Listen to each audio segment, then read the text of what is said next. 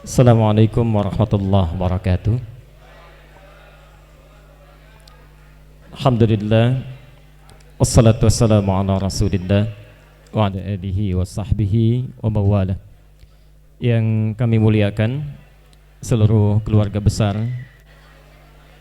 Pondok Pesantren Darul Arqam Muhammadiyah daerah Garut. Saya tidak akan panjang ya. Saya tidak akan panjang sebentar karena kami harus juga kembali ke Bekasi. Tadi disampaikan tausiah.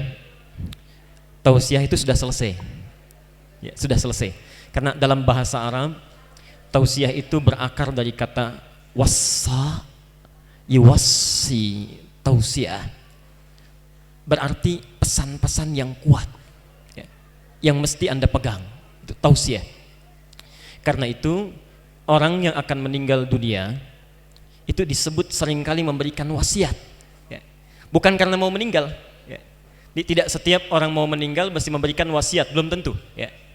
Allah itu berwasiat, Allah berwasiat, tapi tidak disebut Allah akan meninggal. Quran surah ke-31 ayat ke-14 ya. Wa wassaynal insana biwalidayhi ya.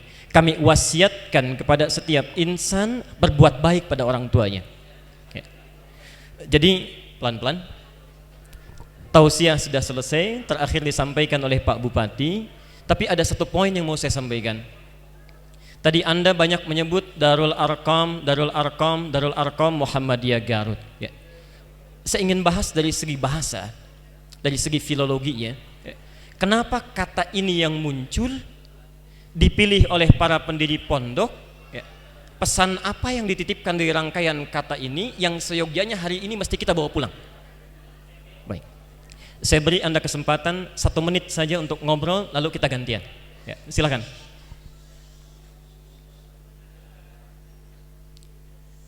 ...2010 saya tugas di Mekah, dan tidur pertama saya itu bermimpi bertemu dengan pendiri pondok ini, Buya Muhammad Miskun Asy-Syatibi. Saya dituntun ke sini, persis di depan aula ini ya, beliau masih menggunakan topi koboynya, membawa tongkat dan menunjuk ke sini ya. Saya tidak tahu kalau 2010 mimpi saya itu ya, memberikan isyarat untuk hari ini saya hadir di sini, memberikan pesan-pesan yang mungkin beliau pernah tanamkan di balik nama pondok ini. Setidaknya saya cuma minta Anda 15 menit saja untuk mendengar uraian ini. Setelah itu silahkan apa yang mau Anda lakukan. Dalam bahasa Arab, jika Anda tinggal di satu tempat untuk menetap, itu ada 3 kata yang dilukiskan. Anda bisa menggunakan kata bait, ada kata manzil, ada kata darun. Kalau seseorang cuma ingin sekedar tinggal, numpang tidur, numpang makan, dan aktivitas pekerjaannya di luar tempat itu, maka tempatnya diistilahkan oleh orang Arab dengan nama bait. Bait ya. Karena itu ada orang kerja di kantor tapi tinggalnya di rumah ya. Aina baituh, di mana rumahnya? Di sana, hunak ya. Itu kalau orang Arab menyebutkan bait, seluruh aktivitasnya tidak hadir di situ. Mungkin cuma tinggalnya, cuma makannya. Tapi kalau rumah Anda hanya sementara saja, diberikan rumah dinas, sementara tinggal di situ, besok berpindah, itu kalimatnya berubah menjadi manzil ya. Jadi ada Kang Hilman sempat di Nijmegen, sempat di Paris ya, duta besar punya tempat tinggal sementara, itu bahasa Arabnya manzil, manzil as-safir ya. Tempat tinggal sementara, rumah dinas ya. Pembina dapat rumah dinas sementara, selesai menjadi pembina, keluar dari sini, rumahnya tidak ikut nah, itu manzil. Tapi kalau Anda tinggal di satu tempat, seluruh aktivitasnya berputar di situ, makannya di situ, minumnya di situ, bercengkramanya di situ, belajarnya di situ, maka tempatnya dirubah dari baitun, dari manzil menjadi darun. Saya ingin sampaikan, lihat orang tua kita, betapa hebatnya mereka memilih diksi untuk menamai pesantren ini. Mereka tidak memilih nama bait untuk nama pesantren ini, padahal bisa dikatakan Baitul Arqam seperti yang di Malaysia ya. Karena Pak Miskun ya, pendiri yang lain itu tidak menginginkan santrinya cuma numpang tidur, numpang makan lantas keluar dari pesantren ini. Tidak. Beliau menginginkan belajarnya, aktivitasnya, makannya, minumnya, olahraganya barangkali menemukan cinta pertamanya mungkin di sini. Ya.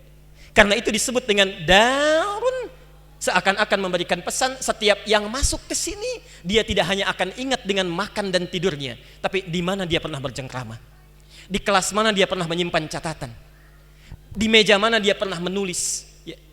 Di karpet mana dia pernah bersujud, mushaf yang mana yang pernah dia pegang. Darun, 6 tahun kita hadir di sini, berkumpul di reuni ini, seharusnya tidak sekedar menjadikan kita ingat di mana tidur dan di mana kita makan.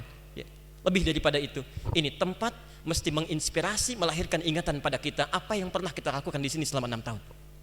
Ya. Baik. Arkam ada 2 kata. Kalau Anda tambah menggunakan alif, arkam itu jamak dari raqmun, artinya nomor. Ya. Ada sering disebut dengan numrah. Ya. Numrah itu bahasa Indonesia yang diarabkan itu, ya. Ya. Orang Arab umumnya tidak paham itu, Ya. Yang mereka pakai raqmun jamaknya arkam, alifnya panjang, arkam. Yang kedua, kita hapuskan alifnya, kita jadikan kalimatnya pendek, arkam. Ya. Ini menarik. Kalau Anda buat satu kalimat arqamun, itu menunjuk pada satu nama. Tapi kalau tidak menggunakan alif lam, itu maknanya umum. Umum. Nakirah, ya kita sudah pernah belajar.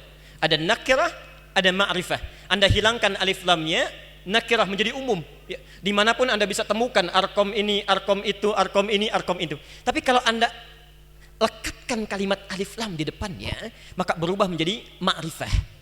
Ta'rif, mirip artikel the dalam bahasa Inggris, ya. The car, banyak mobil di luar itu.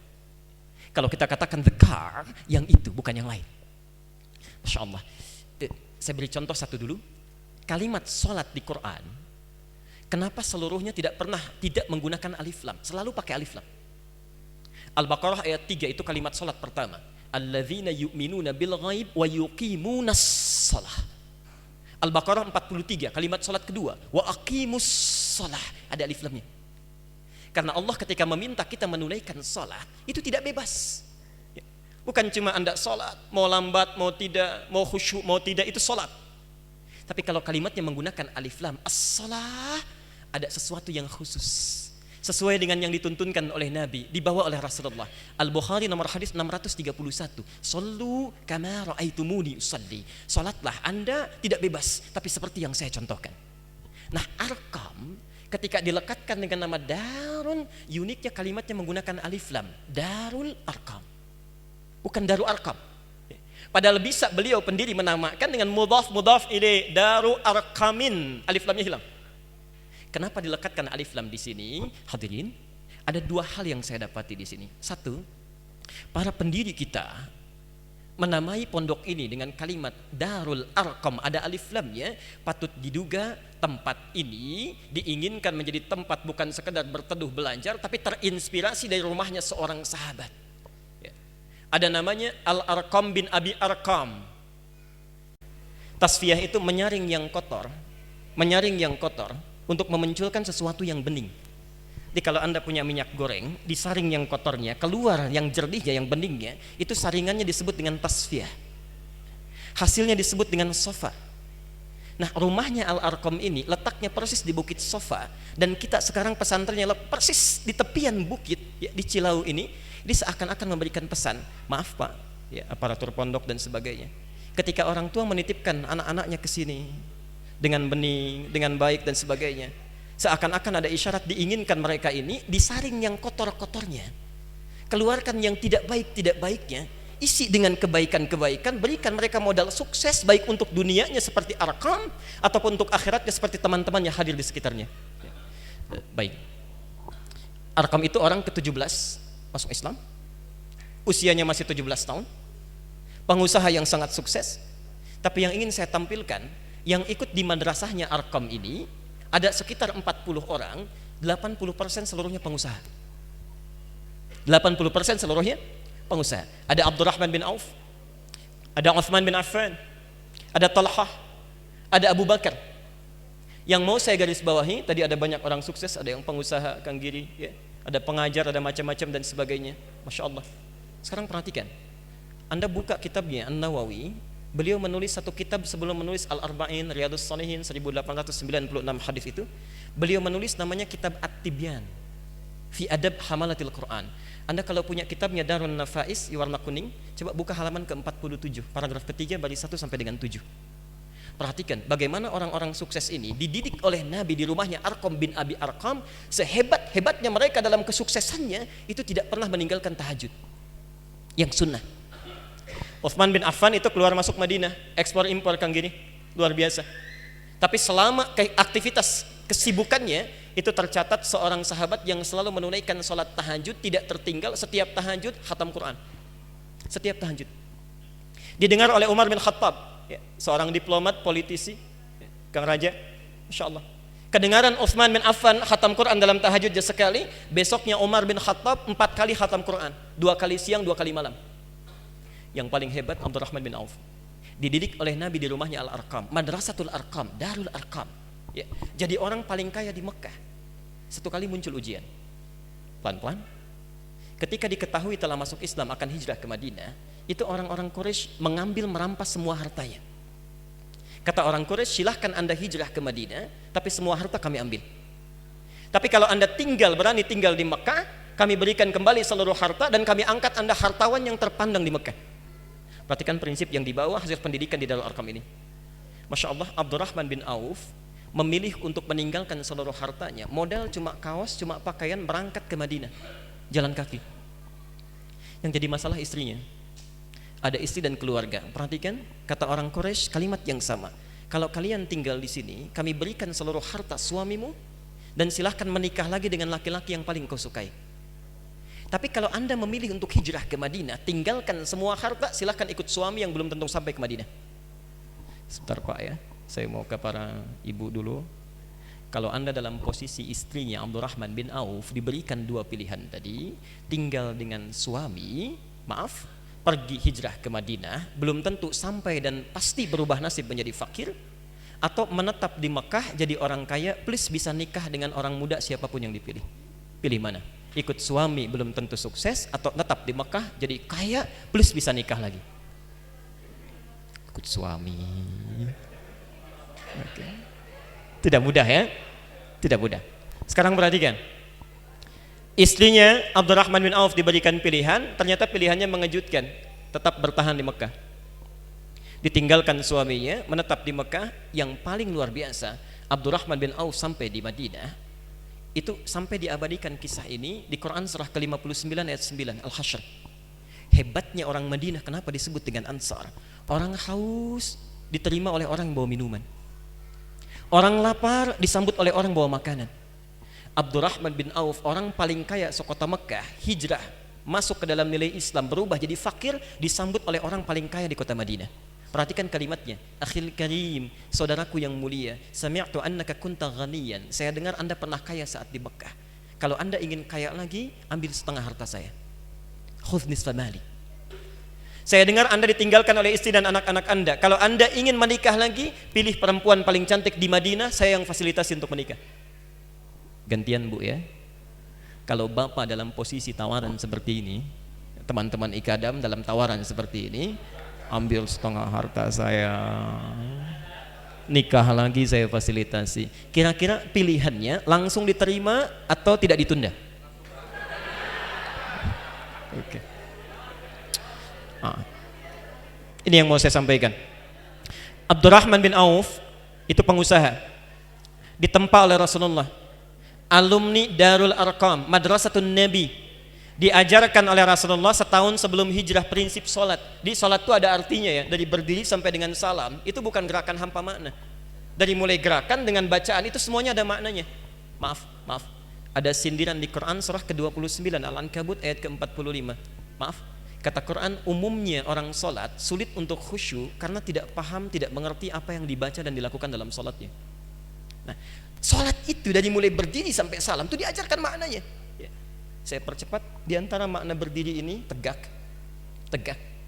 Nabi memberikan pesan ini tidak mudah. Anda bisa temukan di bukunya Nadharat fi Ma'anis Salah. Ya, Nadharat fi Ma'anis Salah. Warnanya hijau. Ya, itu insya Allah nggak lama itu. Bacanya paling 1 hari selesai. Ya, sekitar 200 halaman. Tapi masih pakai bahasa Arab. Ya, masih pakai bahasa Arab. Karangan Syekh As-Sattar. Masya Allah, Arumi Darul Arqam 6 tahun belajar bahasa Arab ya. Kecuali yang tadi yang banyak tidur itu ya barangkali. Tuliskan dulu, mohon maaf. Kita kembalikan, berdiri tegak itu diantara maknanya kata Syekh As-Sattar, sepanjang Anda masih punya kemampuan untuk menegakkan diri, jangan gantungkan hidup pada orang lain. Tawaran dua diberikan oleh orang Madinah dari Ansar, dijawab dengan dua jawaban. Perhatikan kalimatnya, jazakallahu khairan arini ainal aswaq. Terima kasih banyak atas tawaran Anda, semoga Allah memberikan pahala. Cukup tunjukkan pada saya di mana pusat bisnisnya. Tempaan Rasulullah sebelum hijrah. Selama Anda punya kemampuan, buktikan diri, jangan meminta, mengemis pada orang lain. Dibuktikan kemampuan manajemennya, kekuatan ruhiyahnya, tawakal dengan rizki yang diberikan oleh Allah. Seperti hadis tadi yang disitirkan. Masya Allah, dalam 3 bulan jadi orang nomor 3 paling kaya di Madinah. Jadi 15 tahun ya Kang Giri. 3 bulan nomor 3 paling kaya di Madinah. Itu dicatat hartanya saja seperempatnya 80.000 dinar. Sekarang 1 dinar sekitar 2,5 juta. Hampir setengah T dalam 3 bulan. Kang Giri 3 bulan dapat apa? Setengah T dalam 3 bulan ya. Untanya 10.000 ekor. Sekarang 1 ekor 15 juta yang tidak kena MERS. Dombanya Masya Allah, dalam 1 tahun jadi orang paling kaya sekota Madinah, nomor 1, yang kapaknya terbuat dari emas. Kata Nabi, Abdurrahman bin Auf itu akan masuk surga dengan merangkak. Saking banyaknya hartanya, di-scan dulu, di-scan. Tapi santai nungguin masuk surga daripada miskin gak jelas. Kaya masuk surga juga, Masya Allah.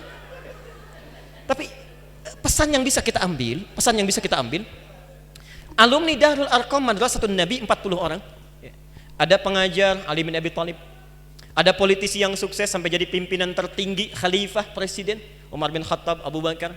Ada pebisnis seperti Uthman, ada Abdurrahman bin Auf. Masya Allah, keseluruhannya hampir sebagian besar dijamin oleh lisan Rasulullah, ahli surga tingkat tertinggi bersama Nabi. Tapi dalam kesibukannya, kesuksesan dunia akhiratnya, Masya Allah, jangankan yang fardu, yang sunnah pun tidak pernah ditinggalkan. Tahajud tidak tertinggal. Ini ada bukan sahabat, belum jelas surganya, sampai hari ini hisabnya belum menentu, hisab menegangkan, amalan berantakan. Jangankan sholat sunnahnya, sholat fardunya saja masih terlambat. Bukan yang di sini, di luar. Bukan yang di sini ya. Yang mau saya sampaikan, saat pesantren ini diberi nama dengan Darul Arqam, Anda bisa menjadi apapun ya. Tapi jangan kita lupakan 2 hal. 1, seorang alumni Darul Arqam kreativitas itu sangat dituntut. Seperti sahabat-sahabat Nabi 40 orang bisa mensib bahwa dunia. Saya baru tiba dari Aceh, baru landing dari Aceh, itu ketemu dengan ulama ahli nasab namanya Ustadz Adian. Masya Allah, ternyata yang menyebarkan pertama kali Islam ke Nusantara itu di zaman Nabi, itu alumni Darul Arqam, namanya Sa'ad bin Abi Waqqas ya. Di abad ke-7 di masa Nabi, datang ke kota Barus, 414 km dari kota Medan. Itu alumni Darul Arqam. Maka kalau dulu 15 abad yang lalu kita temukan orang-orang hebat 40 orang, maka sekarang sudah dilahirkan 4.000 orang alumni Darul Arqam di masa kini yang siap menjibgoh dunia ya. Yang saya harapkan kita bisa melengkapi kekurangan di masa lalu untuk mengisi dengan nilai-nilai masa kini ya. Silakan Anda jadi apapun termasuk saya, tapi jangan lupakan dulu niat tawakal kepada Allah Subhanahu wa taala. Yang terakhir, yang ketiga, dan saya mau berhenti di sini. Kita jangan lupakan Darul Arqam di luar pun banyak, bukan cuma 1. Tapi di sini punya ciri khas. Dan sampai hari ini saya masih berbahagia. Tadi malam saya lihat di mobil yang baru pun, Masya Allah, sekarang Alhamdulillah sudah punya mobil baru ya. DA dulu Kijang ya, Kijangnya sampai sekarang masih ada. Tadi malam saya lihat punya Innova, Masya Allah, luar biasa. Tapi saya sangat senang tulisannya masih tetap sama, Darul Arqam, tidak berhenti sampai di situ. Muhammadiyah,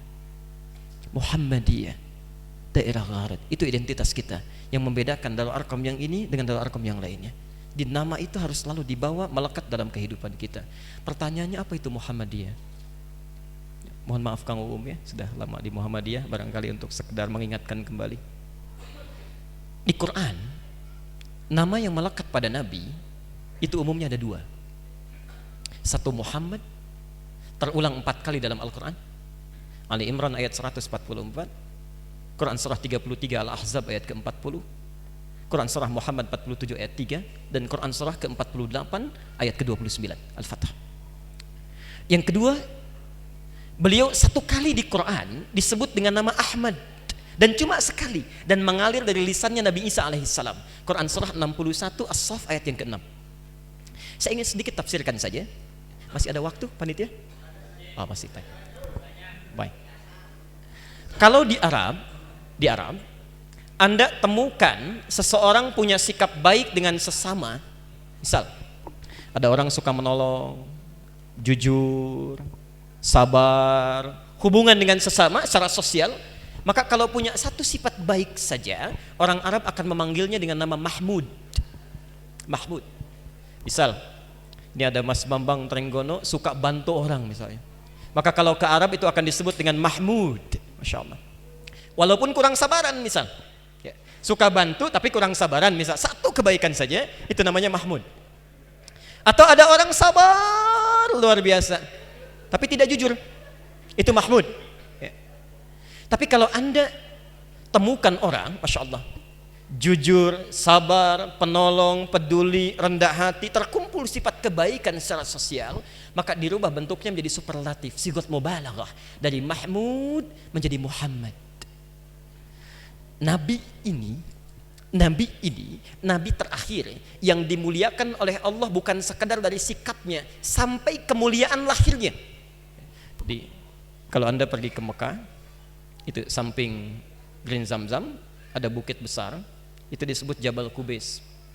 Ya, pusat kekuasaan, di atasnya ada istana raja. Itu dari dulu memang orang yang berkuasa pusatnya di situ. Di bawahnya ada tiang listrik, itu namanya rumahnya Abu Jahal. Geser sedikit 30 meter ada bangunan rumah warnanya krem, itu tempat Nabi dilahirkan. Yang mau saya sampaikan, Nabi ini sebelum disebut dengan Muhammad langsung dimuliakan oleh Allah.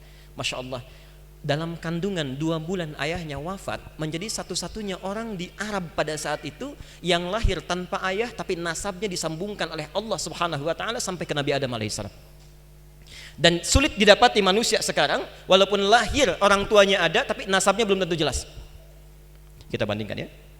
Muhammad bin Abdullah bin Abdul Muttalib bin Hashim bin Abdul Manaf bin Qusay bin Murrah bin Kilab bin Ka'ab bin Ghalib bin Fihir bin Malik bin Nadar bin Kinanah bin Khuzaimah bin Mudrikah bin Ilyas alaihissalam bin Nizar bin Mudar bin Ma'ad bin Adnan bin Addi bin Adri bin Muqawwam bin Nahur bin Tarikh bin Ya'rub bin Yasjub bin Nabit bin Ismail alaihissalam bin Ibrahim alaihissalam bin Azar atau bin Nahur bin Abir bin Kinan bin Arfakhshad bin Sam bin Nuh alaihissalam bin Mihlail bin Matushalah bin Kinan bin Anwas bin Thith bin Adam alaihissalam.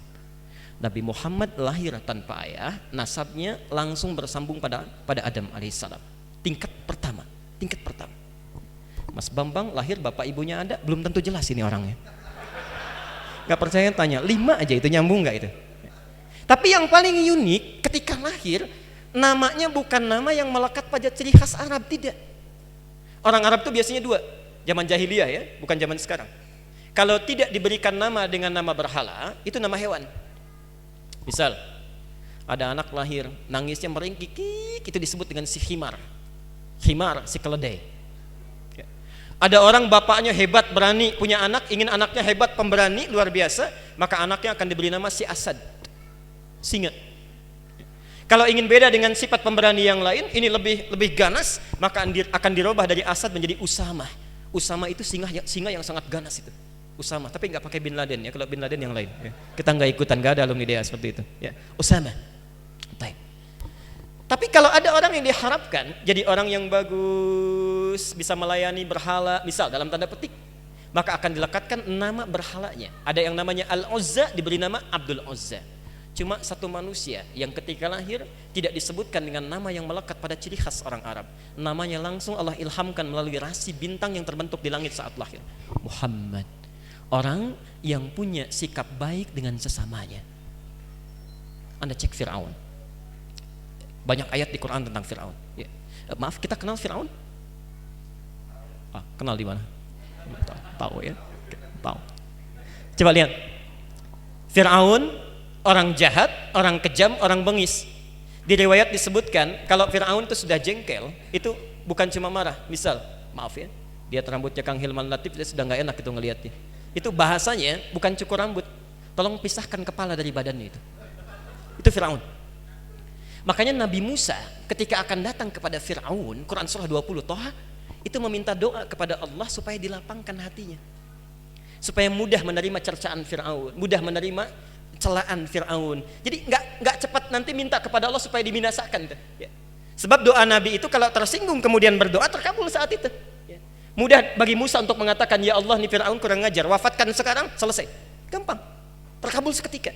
Tapi hikmah dakwah dan inspirasi perjalanan hidup tidak akan sampai pada kita. Maka Musa mengatakan, Rabbi shrahli sadri wa yassirli amri wahlul 'uqdatan min lisani yafqahu qawli. Rabbi shrahli sadri. Ya Allah, mohon lapangkan jiwa saya. Kalau Fir'aun mencela, marah dan sebagainya bisa saya terima.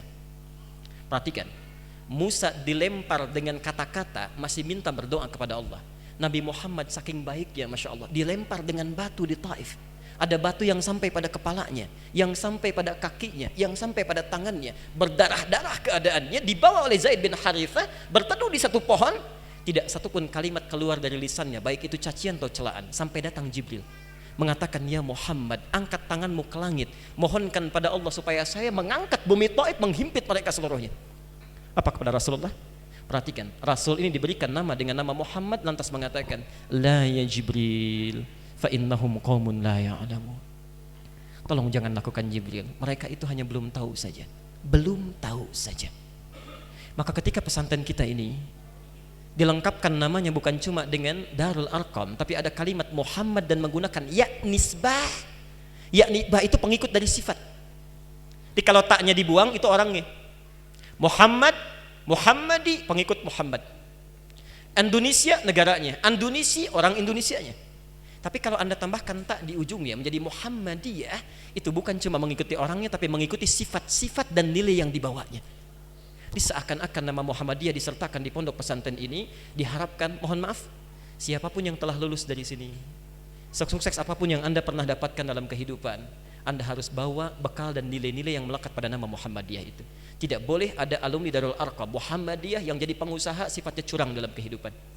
Tidak boleh ada seorang guru jadi dosen keluar dari Muhammadiyah tapi bersikap tutur yang tidak baik dalam kehidupannya. Alumni Darul Arqam memiliki sifat Muhammadiyah, lisannya baik, matanya baik, tangannya baik, kakinya baik. Jadi kalau ditemukan ada alumni lulus dari Darul Arqam membawa nama Muhammadiyah tapi buruk perilakunya, itu nampaknya perlu berkaca diri, bukan Muhammadiyah.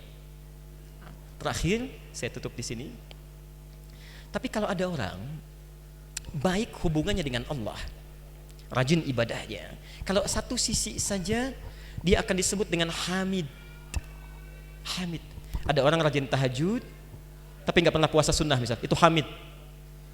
Ada orang rajin puasa tapi nggak pernah tahajud, itu hamid. Jadi kalau ada santri Darul Arqam namanya hamid, itu pasti rajin ibadah itu, rajin ibadah. Ya. Kalau tidak tahajud ya puasa sunnah, ya baca Quran dan sebagainya. Tapi kalau semuanya terkumpul jadi satu, rajin puasa, sholat tahajud juga, sedekah juga, Masya Allah, berubah kalimatnya dari Hamid menjadi Ahmad. Maaf, di masa Nabi Isa alaihissalam ada ramalan dalam Taurat, kami punya Bible di rumah. Itu ada ramalan akan datang Rasul terakhir yang sifatnya sangat baik terhadap sesama, punya sifat sosial yang bagus. Nah, Nabi Isa itu punya sifat yang sama dengan Nabi Muhammad. Makanya Anda cek kalau di Bible yang sekarang itu kan ada ajarannya, ajaran kasih itu di Katolik itu. Kalau ditampar pipi kananmu berikan pipi kirimu, kan ada begitu ya. Walaupun dalam prakteknya barangkali tidak banyak dilakukan itu. Enak sekali kalau bisa tampar kanan kiri dikasih ya. Tampar kanan kiri dikasih, itu tidak banyak terjadi. Tapi Isa itu pernah jalan dengan 12 muridnya di pinggir sungai, didapati satu bangkai anjing yang sudah membusuk. Perhatikan hebatnya Isa. Muridnya berkata, guru, itu bau sekali bangkai ini. Kata Isa, coba lihat giginya, bersih sekali itu. Jadi muridnya berbicara tentang bau busuknya, Isa mengomentari kebaikan yang ada pada bangkai anjing itu. Kata muridnya, kenapa Anda berkata begitu? Kata Isa, umumnya manusia hanya mengeluarkan apa yang ada dalam pikirannya. Punya pikiran baik, keluar yang baik. Punya yang buruk, keluar yang buruk. Bayangkan Isa, jangankan pada manusia, pada hewan pun masih peduli. Nah, Nabi Muhammad itu persis punya sifat yang sama. Jangankan pada hewan, pada tumbuhan pun itu peduli.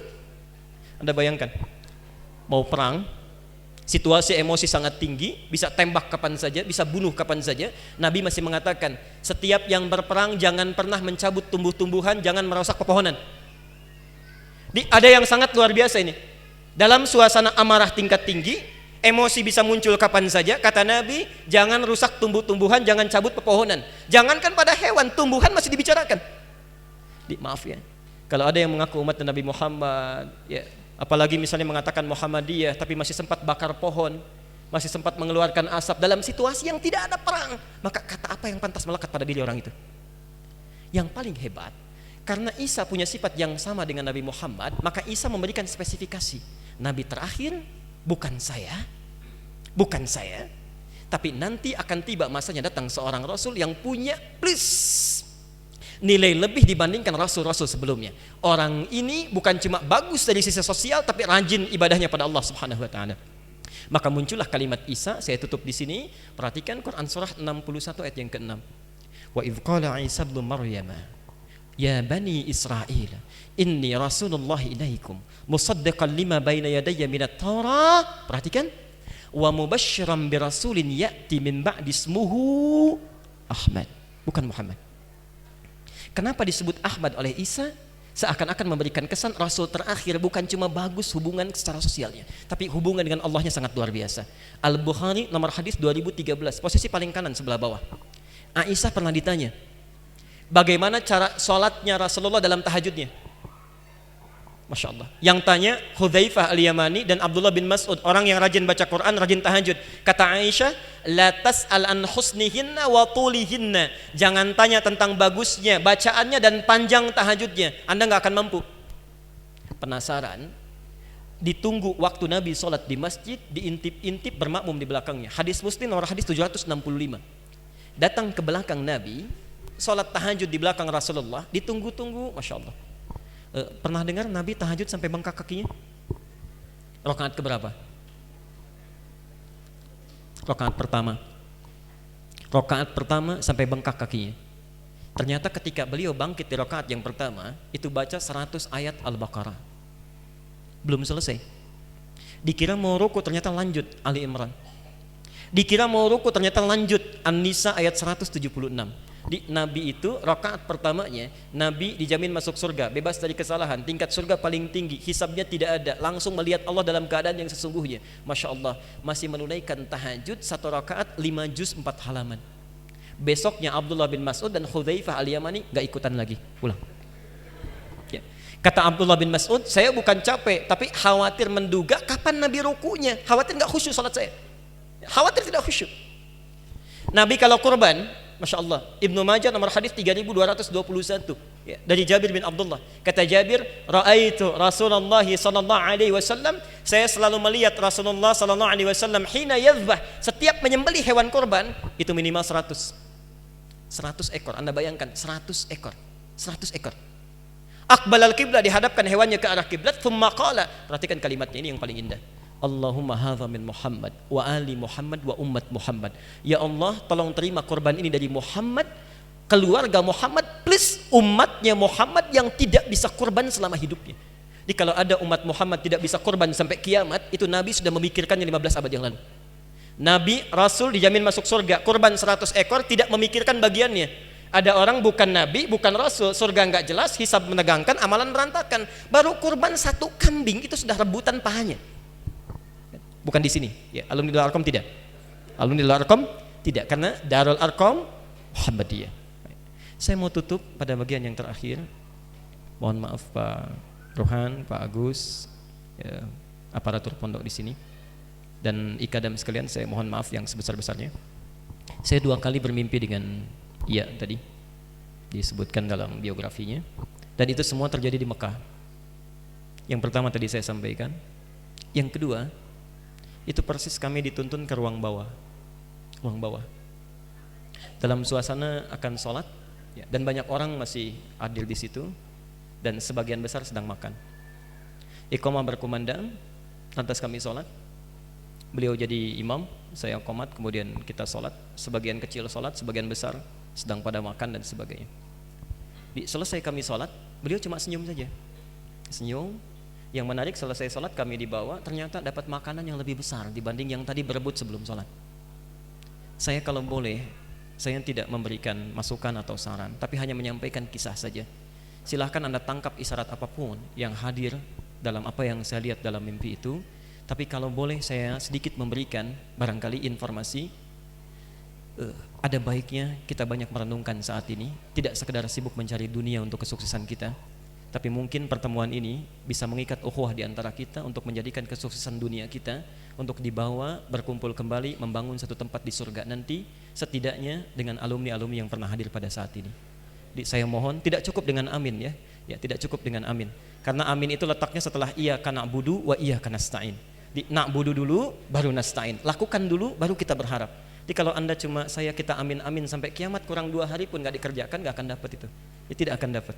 Jadi saya mohon sebesar-besarnya yang di pondok Pak, mohon, saya bukan mengoreksi tidak juga meluruskan, tapi mohon sebesar-besarnya diarahkan, karena orang tua sudah menitipkan ya anak-anak mereka dengan bibit benih yang sangat baik, bersih, maka mohon diarahkan sebesar-besarnya. Kesuksesan apapun yang didapatkan, berikan kebaikan kepada mereka supaya mereka punya bekal yang kuat untuk kembali kepada Allah dalam kebaikan yang besar.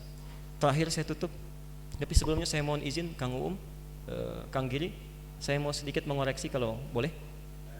Di Quran itu ada sukses, ada bahagia, dan ada sukses dan bahagia.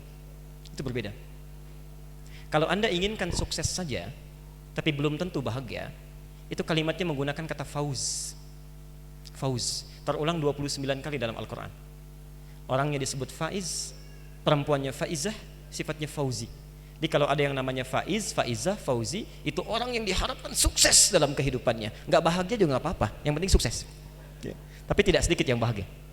Tapi kalau ada orang ingin bahagia saja, belum tentu sukses, itu farah kalimatnya, farihah.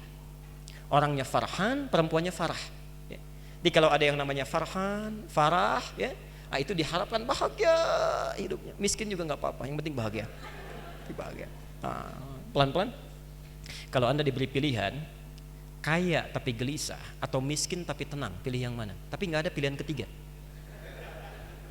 Kaya tapi gelisah atau miskin tapi tenang, pilih yang mana? Di antara dua yang sulit, cari yang ketiga. Allah tidak menawarkan yang pertama, tidak yang kedua, tapi menuntut kita untuk mendapatkan yang ketiga. Yang ketiga itu disebut dengan falah. Falah. Falah itu bukan cuma bahagia, tapi sukses dan bahagia. Sukses dan bahagia. Nah, kalau seseorang menginginkan falah itu diraih, digenggam oleh dirinya sampai tidak mau dilepaskan, maka kalimatnya berubah dari falah menjadi aflah. Bentuknya madhi, ranggut, ambil itu, jangan lepaskan lagi. Aflah. Maka turun ayat Quran surah 23 ayat yang pertama itu. Qad aflahal mu'minun. Orang beriman pasti dia sukses dan bahagia. Nah, kalau sudah didapatkan itu, orang yang disebut dengan muflih.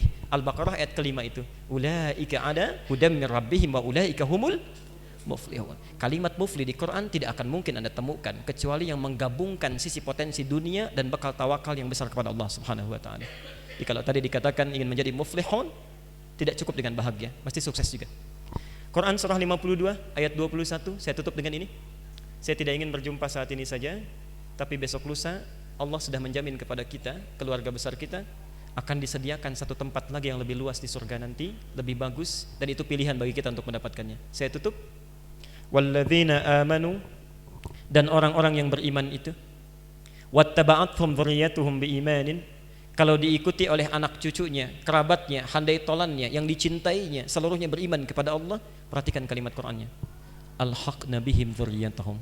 Kami akan himpun mereka semua di satu tempat di surga.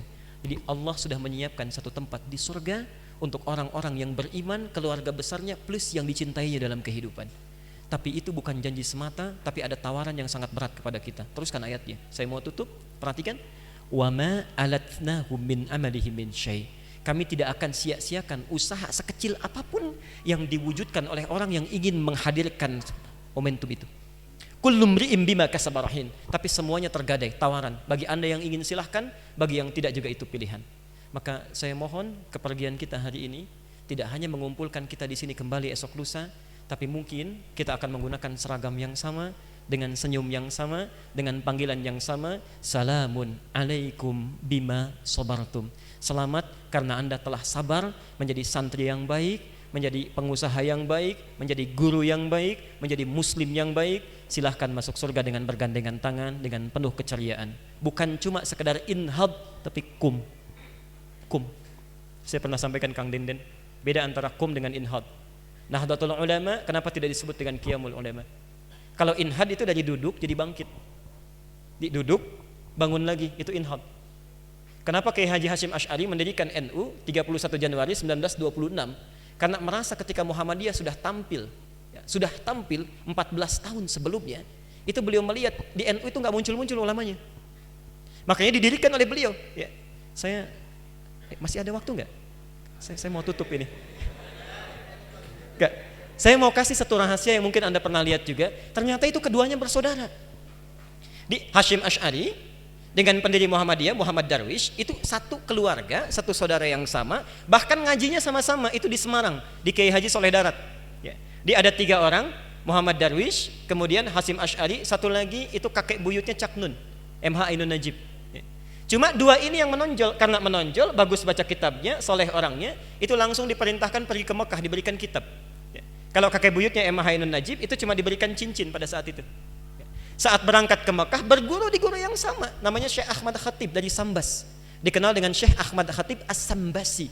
Nah, setelah dilihat-lihat sampai kembali ke Nusantara di masa yang sama, itu Masya Allah, ternyata keduanya punya visi yang sama, ya, tapi punya beda karakter.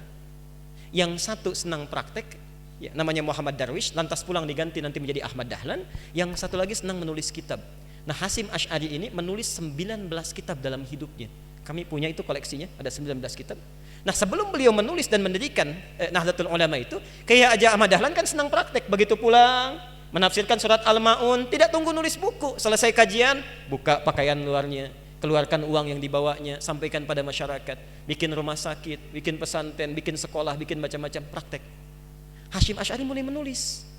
Saat meninggal Kiai Haji Ahmad Dahlan 1924, difikirkan oleh beliau, ya, ini seorang sudah meninggal dunia, ulama belum bangkit, maka ditulislah kemudian kitab baru yang menjadi landasan lahirnya ormas baru disebut dengan Nahdlatul Ulama. Yang ingin saya sampaikan, kedua-duanya ini ternyata satu garis nasab yang sama, bertemu di Maulana Ishaq.